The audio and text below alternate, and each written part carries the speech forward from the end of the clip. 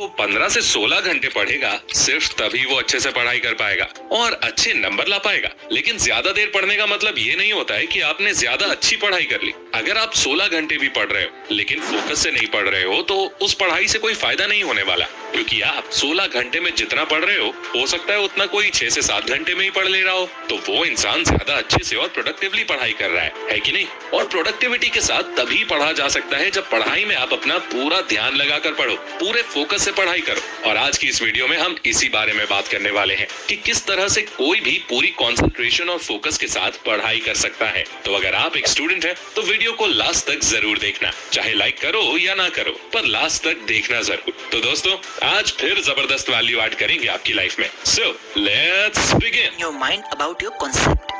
दोस्तों, ये बात तो हम सब जानते हैं और मानते भी हैं कि हम जब किसी मूवी को देखते हैं तो उस मूवी की स्टोरी शुरू से लेकर एंड तक हमेशा हमें याद रहती है, जबकि हमने मूवी सिर्फ एक बार ही देखी होती है।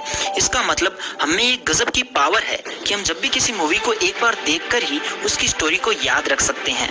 तो क्यों ना इस पावर का यूज हम अपनी पढ़ाई में करें।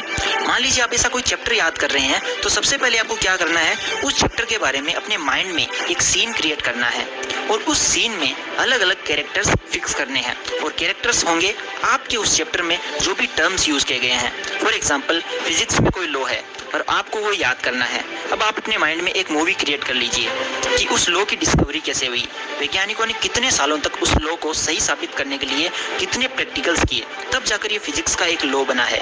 तो अगर आप इस तरीके से अपने माइंड में हर टॉपिक से रिलेटेड एक एक मूवी रहेगी तो आपके हाथ में कंट्रोल होगा कि आप जब चाहें अपने माइंड में उस मूवी को प्ले कर सकते हैं और किसी भी सवाल का जवाब दे सकते हैं। और सबसे बड़ी बात ये हो जाएगी कि आपको अपनी पढ़ाई इतनी इंटरेस्टिंग लगने लगेगी कि पढ़ाई का प्रेशर जो अभी आपके माइंड पर इतना हावी हो रहा है वो पूरी तरीके से खत्म हो जाएगा। तो दोस्तों, अब बात करते हैं दूसरी टिप की।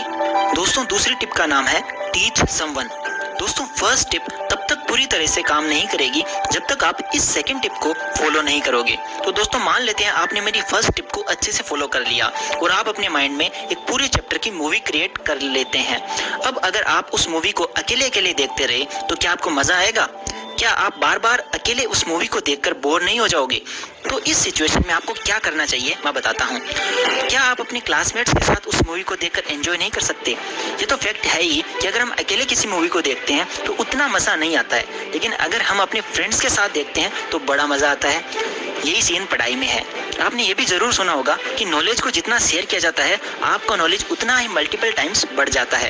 ये बात एकदम सच है। आप जो भी पढ़ते हैं, जितना भी पढ़ते हैं, अपनी क्लास में और बच्चों को भी पढ़ाइए, जिससे वो आपको भी याद रहेगा और आपकी क्लास में आपकी भी काफ़ी तारीफ होगी। दोस्तों, अब बात करते हैं तीसरी टिप की। दोस्तों, ये टिप कम है और एक सजेशन ज़्यादा है। आप जो भी पढ़ो उसको वीकली रिवाइज करो या 3-4 दिनों में रिवाइज करो, बट रिवीजन इज कंपल्सरी, क्योंकि ये भी पढ़ाई का एक नियम ही है।